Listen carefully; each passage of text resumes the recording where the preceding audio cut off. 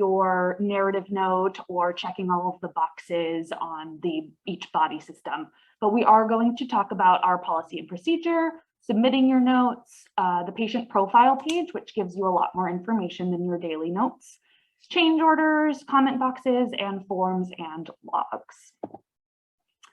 So the importance of documentation, and we all know it is very important, but continuity of care, communication between clinicians, and our documentation protects us as nurses.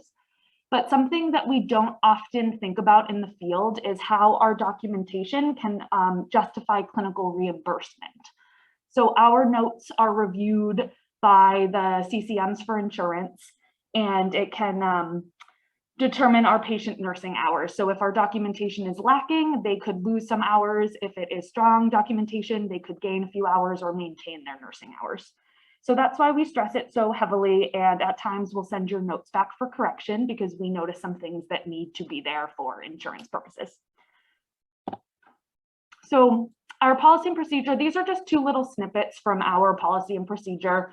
But basically, you need to review your entire note and fill it out appropriately. So at the top of your Can Time daily notes, we'll have all of those little tabs. You need to go through each one. So the medications must be reviewed and documented each shift. The interventions, we know that you will not be doing every single intervention each shift. A common intervention is changing the G-tube. We know you don't do that every single shift, but the days that it does get done, that should be documented. And typically there's one or two interventions that do get done every single shift. So that tab should be reviewed. And then each body system on the main page of your note should be reviewed and documented appropriately. And then your narrative note and any forms or logs that apply to your patient. Once you have finished everything, you will save it and then you will submit it. We do not know that you have completed your note until you submit to QA. This is important because it's how you get paid and it's how we as managers can review your notes. So once your e-chart's completed, you hit save and then submit to QA. It should be finished by the end of your shift. And if you're having technical difficulties or something is wrong, please contact your clinical manager. Once you hit submit to QA, this form will pop up. It's just confirming your checkout time and you can confirm your place of visit. Now, your patient profile page, some of you may have looked at it before, others may not even know it exists. It gives you a lot more information than your daily note will give you on your patient. So to find it, you want to hit this client button that's right next to the little home on your homepage of Can Time. And once you click that, a little drop-down menu will come up and you hit client list. And then all patients you've ever worked with will appear here as long as it's within their episode period. And so if you've only seen one patient, you'll only see that one patient's name. If you've seen 5, you'll see all 5 of those patients there. And you want to click their name to get to their profile page. And once you're there, we couldn't take a screenshot of the entire page. It's quite long. But you'll get tons of information on your patient. So first that will pop up is profile and this general tab. And there you can see your patient's name, date of birth, their address, their phone numbers, their emails. You will also see their PCP contact information, emergency contacts. This specialized client note section is something that we fill out in the office, and typically we will have their community case manager from Mass Health, their name and phone numbers, any DME companies that we know of, and then any, we try to get their specialists information there too, because we don't have enough little boxes to fill out every single specialist our patient has. Then the next tab over, still under the profile tab, but the next tab over is going to be documents.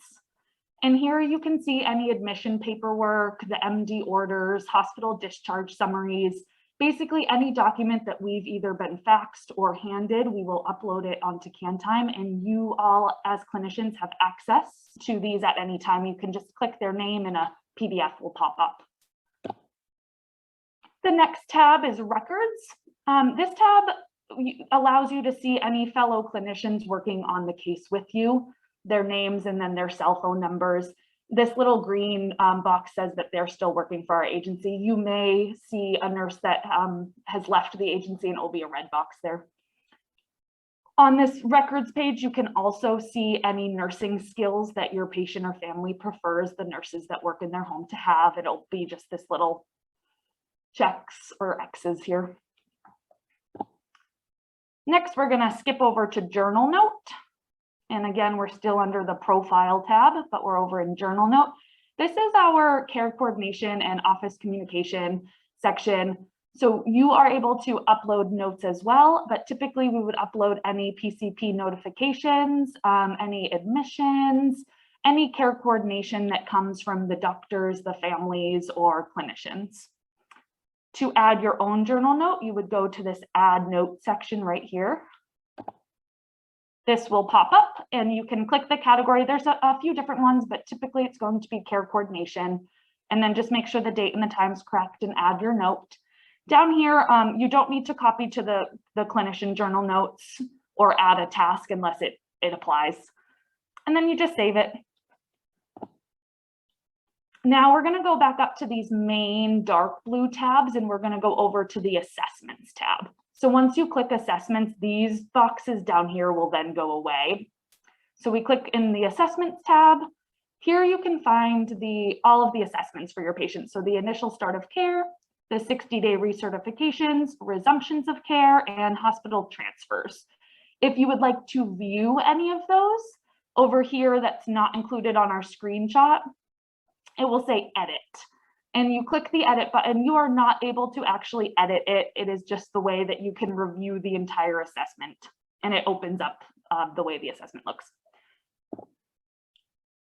Next is going to be the episode tab. Here you can see all activity that has happened in a 60-day certification period. So all of those assessments we just talked about, the nursing schedules, any orders, and any forms that have been filled out. You can use this tab if you would like to view the entirety of another clinician's note.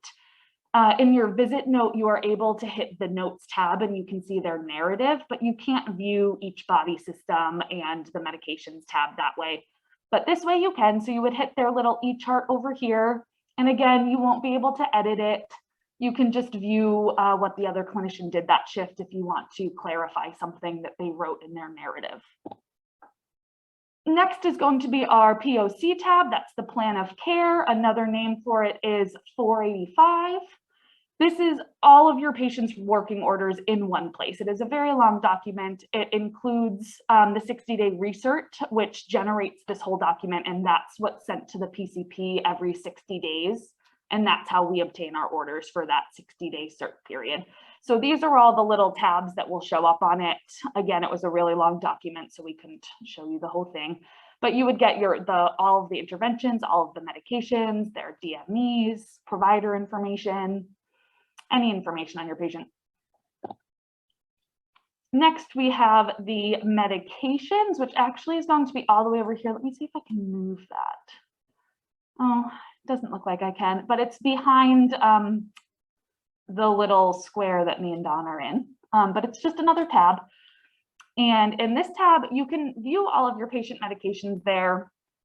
But two things you can do from this tab specifically are you can edit your patient's allergies. This is something you can't do from your daily note. And so you would go to action, edit allergies, and then this box over here would pop up. And then you can edit the allergies appropriately. Another thing you can do is you can change the medication time. You still have to DC the med, but it won't be a full change order like it would be if you were changing the frequency or changing the actual name of the medication. Dawn's going to be going over change orders in a few minutes. But basically you just click on the med name and the order will still pop up, but you can just modify the times to whatever you prefer. And then when you hit save, this will pop up and tell you it can't be modified, and you just DC it with the effective date of those new times. And now Dawn is going to talk about change orders.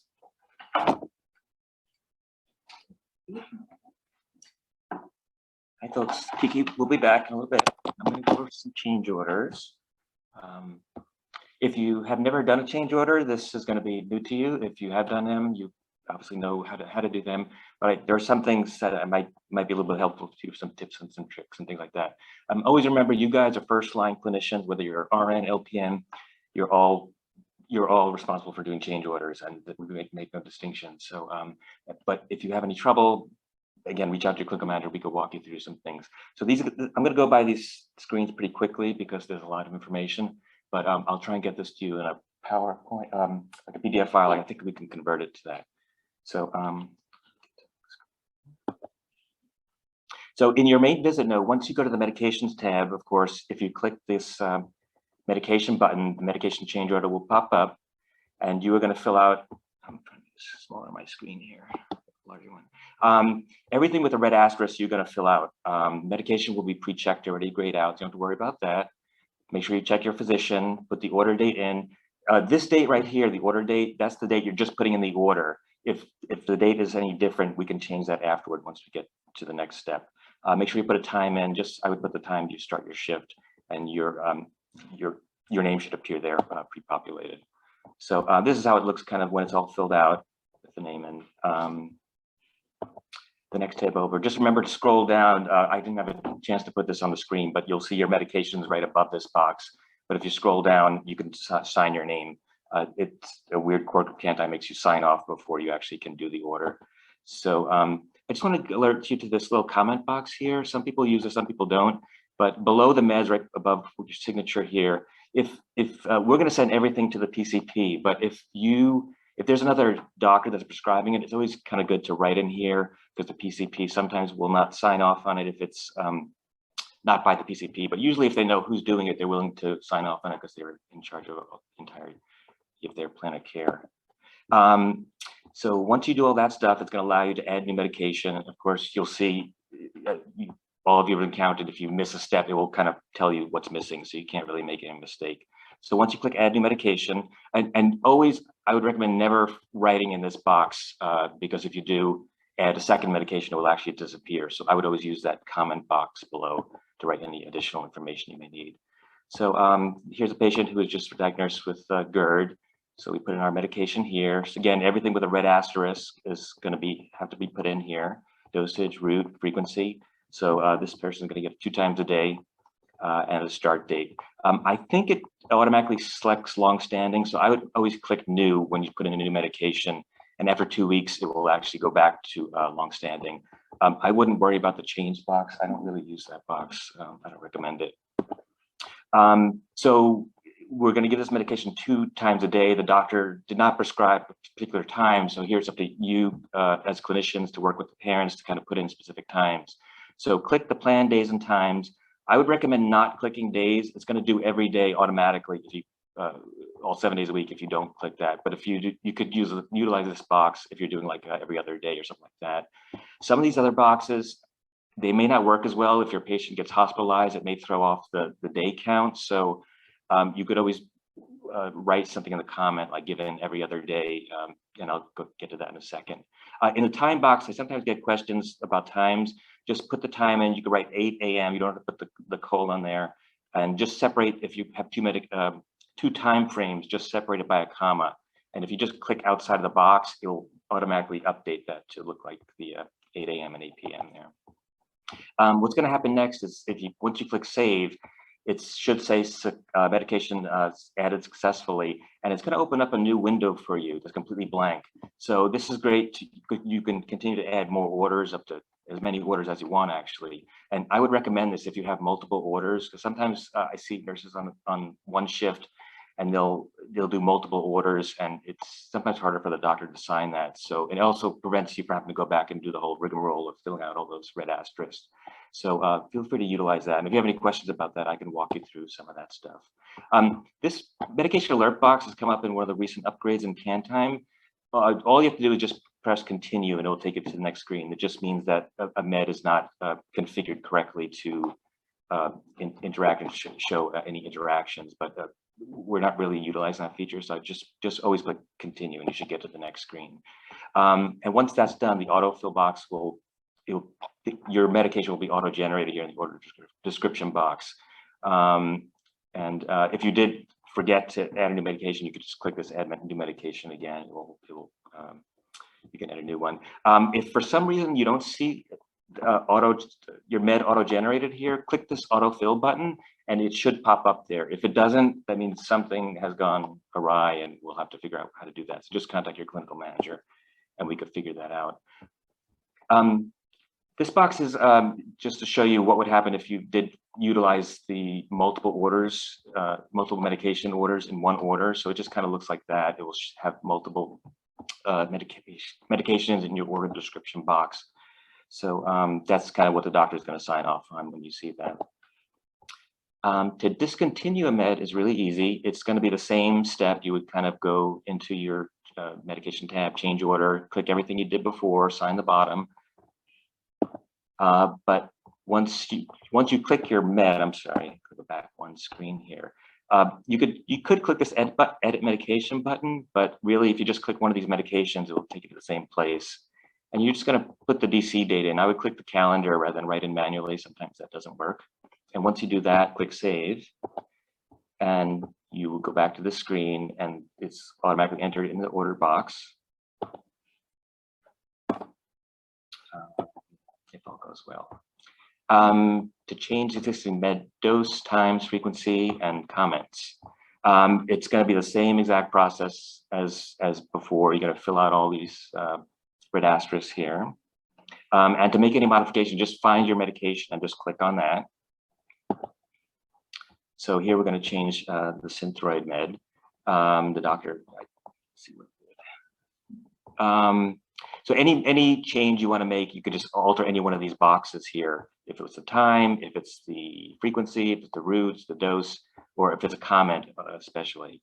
And the only thing I would recommend is never change the start date. It's going to do that automatically. We'll give you prompts to kind of figure that in. So we have the screen. We made our changes, and what's going to happen is it's going to ask you if you want to discontinue that med. And always, what I would do is you got to discontinue the med. So to do that, you just have to make sure you put in the date that's after the med was last administered. So here was administered on 4/28, 8:30 a.m. So you could still do 4/28, just change the DC time to like 1 minute after that, or you could do an hour after that if you want. And you could start the date for the new med on the same date, as long as it's 1 minute past the clinician that has administered it. So once you do that, click proceed. And then just like all the other meds, it should auto-populate in this box here. It will show you the new med. I'm not crazy about the way sometimes CanTime puts these in. Sometimes I think this could be confusing for doctors, but if it looks confusing to you, just go down to the comment box and you could write a little comment in there. Again, if it's not in there, you can click the autofill box to put that in. For pre-RN meds, it's this similar process. Is just a couple extra buttons you may press instead. For QA purposes, we need in the frequency, this is really important, we need to have the acronym PRN in there. And not only that, we need to have like what the parameters are. It's 1 time daily, 2 times daily per a particular event. And it's also going to prompt you, as a lot of you may know, to put in a purpose, because it won't allow you to submit this unless you do. So always put in a purpose from what the parameters of the doctor's ordered. And under the administration box here, always check off PRN. And once you do that, you should be good. This is just another example here for any kind of topical ointments there, PRN 3 times daily. Again, we need a purpose. This one, there's a little comment in here, so always you can put that in there for any particular parameters. And again, check PRN. This is a seizure intervention for PRN. So just again, you just put PRN. It could be 2 times a day. Maybe the doctor said may repeat times 1. So just always put PRN times whatever parameter is in there.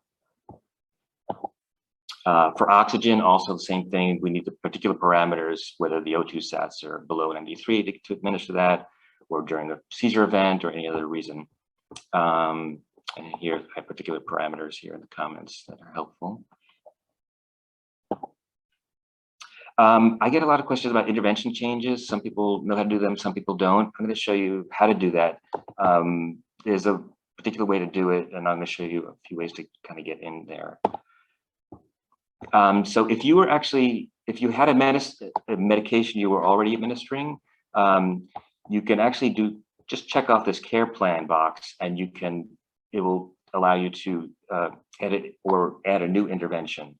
But a lot of times, if you're just doing an exclusive care plan alteration, you have to go another way. So the way that we would recommend probably is go to the orders tab. So Kiki already went over the profile page. So if you go to the orders tab here, and then over on the right, you'll see new order, and then a drop-down menu, you'll see change order. And then once you do that, I'm going to skip this step. This is just another way to get there, but it could be kind of confusing. So once you click that, you'll see this edit intervention box comes up.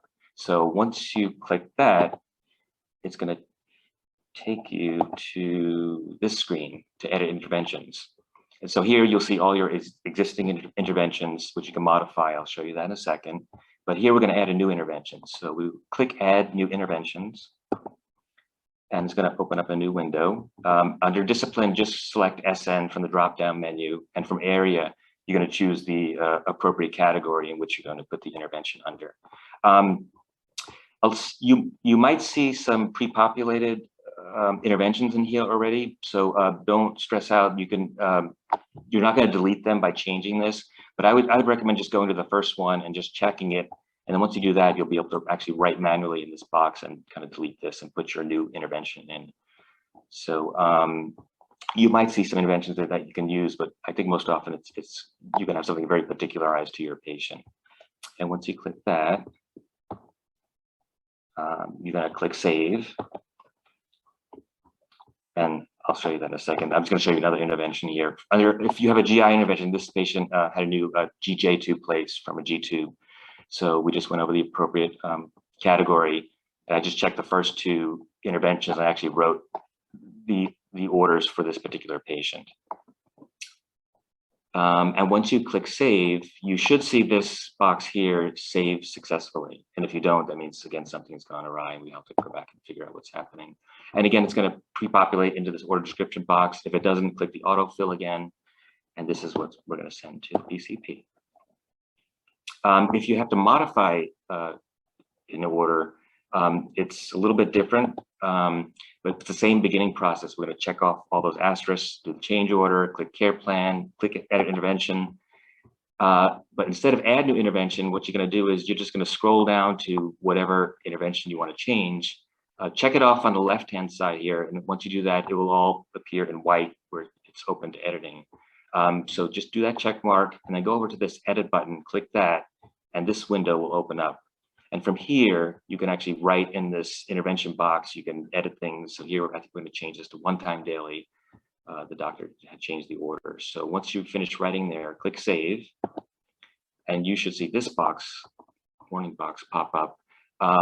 Just put the discontinued date here. Again, you have to put it either the date of or after the last time the clinician performed this task. So here I did 4/19. Here I have the new intervention. This should be 4/19, but that will work. So once you click Proceed, you'll see this Save Successfully, and you'll be, you should see a close box. I don't have the graphic here, but if you close it, oh, well, here it goes over here. You'll actually be back in that main window box, and your new intervention will be auto-generated here. And of course, click autofill if you need to. One thing I like to use a lot is the comment box for like extra reinforcement of a particular order. It can be used for formula recipes, for any different kind of parameters, any contraindications, or anything that will help clarify the medication you're giving for your patient. It's particularly helpful for diabetic orders and things like that. And I have a few examples here I'm going to show you. So for feeding orders, for recipes, we definitely want the whole recipe in the feeding order. So to do that, all you want to do is just go down the comment box and make sure you click this little check mark here, and you're going to write your recipe in, whatever parameter, whatever it is for your particular patient. This is just an example of kind of how some of these comments look. Some of these are more involved. It doesn't have to be an involved comment.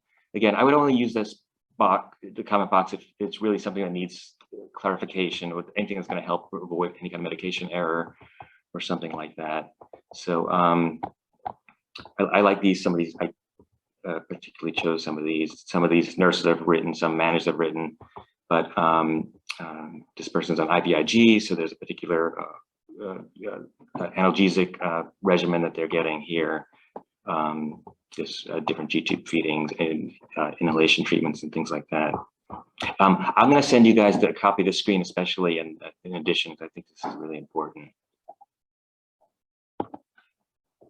Here's just an example of the screen for if you have a diabetic order. So the sliding scale is always going to be in the comment box. There's really no other place to put it. And in the dosage box, here you're just going to put the particular the range, but here you're going to have the actual what you're going to give within that range. So one thing about the comment box is that it does not show up on the order. So if say this order has changed, like the sliding scale has changed, if you go in, you have to do everything you did with the change order. If you write in the comment box and you make any changes here, it will not appear in the order. So what you're going to do is you want to contact your clinical managers to let them know you made a change in your comment box, because we're going to see an order has been a change order has been opened, but there's going to be nothing in the comment box. Again, and we can cut and paste from here and just put that in and send that to the doctor, because that definitely needs to go to the doctor. We have a ticket into can time, so hopefully that will be fixed soon. Change orders for antibiotics. So if your patient has infection and you have an antibiotic, you know, you want to put in that antibiotic as soon as they have that medication. So when you put in any antibiotic, you'll probably all seen this from the drop-down menu. Once you click that antibiotic, it will automatically check antibiotic, and from there it's going to kind of be prompted to the next step to have an infection control form. So put in your antibiotic. Just again, you don't have to worry about that being checked at all. But once you do that, it's going to take you back to this screen. Here's our order. But what's going to pop up before that is this error message here, just noting that there's an antibiotic that has been added, and it's going to ask if you want to fill out the infection control form. So always say yes. And once you do that, it's going to pop up that form, and you can actually input that form right there and then, and not worry about that. Some of you may have seen this message pop up. So even if you're not putting an antibiotic, what that means is if you do a change order for a med, it's not an antibiotic, but this pops up. That means someone before you has not filled out an infection control form, and that form will actually kind of haunt any clinician after that, whatever medication they're doing, and ask them to put in a form. So it's really important to fill out this form. You know, we're doing a lot of tracking here. Ellen Waters is doing a really great job. So we have a real good handle on our infections and how to kind of tackle them.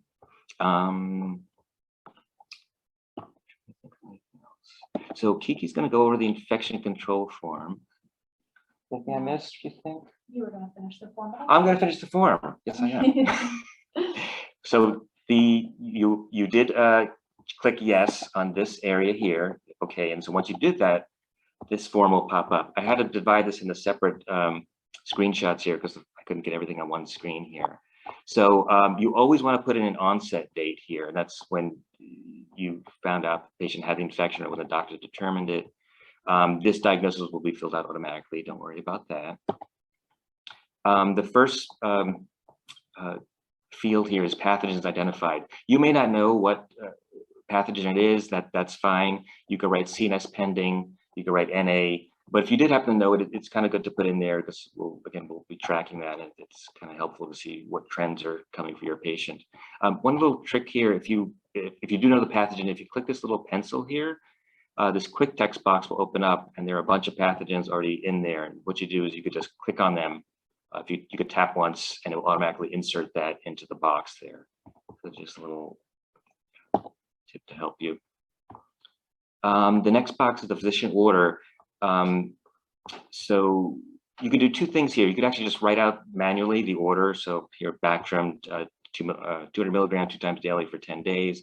We always want the amount of the frequency and the length of time. One little trick you could do is also, once you fill out that order in the order description, you could cut and paste the med, and you can kind of pop it in there.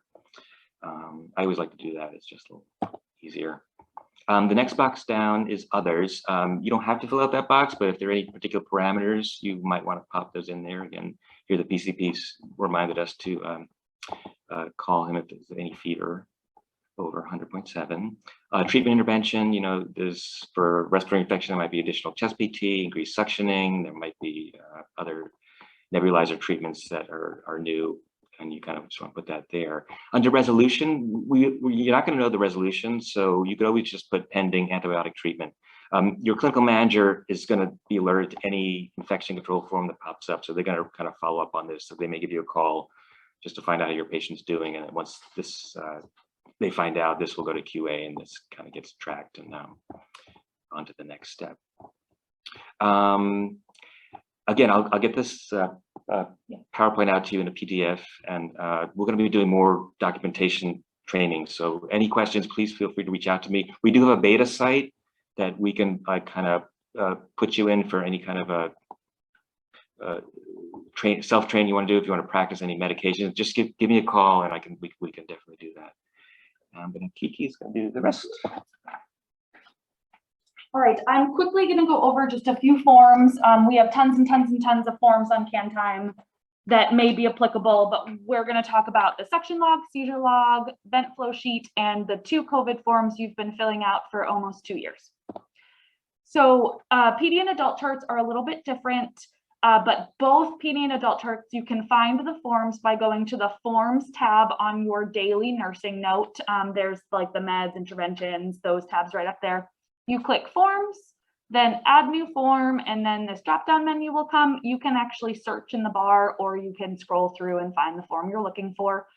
And then on the PD charts, there are buttons on the main page that relate to each body system. So the suction log and the vent flow sheet are under the respiratory section, and there'll be just little buttons right there. You can click and it will open the form right away. And for the seizure log, that would be on the neuro section. So for the suction log, once you find that form, however way you do it, you will open up a new suction log sheet, and then you will add new suction log right here. And once you do that, this will pop up, and the date should be auto-populated for your visit date, and then you change the time appropriately, and then you'll fill in the color and consistency and amount of secretions. I also think it's important to add the type of suctioning if your patient has multiple types, like if they do oral suctioning and nasal suctioning, or if they are a vented patient who sprints sometimes, they can do some inline suctioning, and then when they're sprinting, it could be an open tracheal suctioning. Here's what a form would look like after a few entries are added. So you can see the date there, the time, and then whatever the secretions were like. And this is nice to look at, so you can sort of see trends in your patient's secretions, because secretions are great examples of infections. So you'll be able to easily see how they've changed. Next is the seizure log. Again, find it under the forms and add new form, and find your seizure log sheet. Once you find that, you'll add new seizure log on that main page. And then again, dates should be auto-populated. You add the time and the duration of the seizure. The type of seizure, we have a very long drop-down list that takes a little bit to search through, but a little trick is if you just click it and type in what you're looking for. So if you're looking for tonic-clonic cluster, you could type in tonic, and it will jump the drop-down menu to all seizure types that start with tonic, and then it will be easier to find the one you're looking for. You could add a new one, but I would not recommend it because I believe there are about 200 or more entries already, and we don't need more. The level of consciousness here is your postictal level of consciousness for your patient. If they're alert, oriented, or lethargic, you just do a little checkbox. And then the interventions or whatever you did during that seizure. If they have orders for Oxidid to be administered during their seizure, write it there. If they have any PRN medications, and then how you maintained their safety, with aspiration precautions maintained, safety precautions maintained. Some people put an ice pack on the back of their necks during seizure. You can write that in the intervention, anything that applies. Then you'll just hit save. You could also hit save and add another one right away, but either one works. And then here's an example of a few days worth of the seizure log. And again, you can look at all of these to see if seizures are increasing or if they're decreasing. Now for the vent flow sheet, you find it again under the Forms tab and find New Form. And then you add a new reading once you find your form, and this will pop up. Now, all of your patients are going to be a little bit different. So if you need help filling out the specific ventilator flow sheet for your vented patient, please reach out to your clinical manager and they can help you fill this out. Not every single box is filled out for every single patient. So if you need a little bit of help, please call us. Now, the COVID screening forms, we've been doing them. We know you've been doing them because you cannot submit your note without them. But a little note I'd like to make is that this one's for your patient. If you have a yes answer, we'd like all the information you can provide, because we do go through these forms every single day. And if there's a yes answer, but little information, we have to make a few phone calls. But if you already know that the symptoms are related to allergies and they've taken a COVID test and it's negative, that's important for us to know. And if maybe they're already positive for the flu and negative for COVID, you can write that right in here too. But don't lie and say that they don't have symptoms. We want to know if they have symptoms, but if you know it's for a different cause, you can add that. And then at the bottom, we want the patient's temperature, and then you attest that you conducted this survey. And now lastly is our clinician risk assessment tool. This one, every answer should be no unless you've spoken with your clinical manager, because you should not be going to work at this point with any symptoms of COVID without speaking to a clinical manager before you attend work. But you just go through the form, fill it out appropriately, and then provide your temperature, and you attest that you did this form. And that is what Dawn and I have for documentation today. There's tons more information that we can share. So if you have any questions, reach out to one of your managers, send them an email, and we will try to answer as many questions as we can. Great. Here we go. And now Mia Miller is going to come talk a little bit more. Thank you, Dawn. Thank you. That was great. All right, let me see if I can set this up. Don't go yet.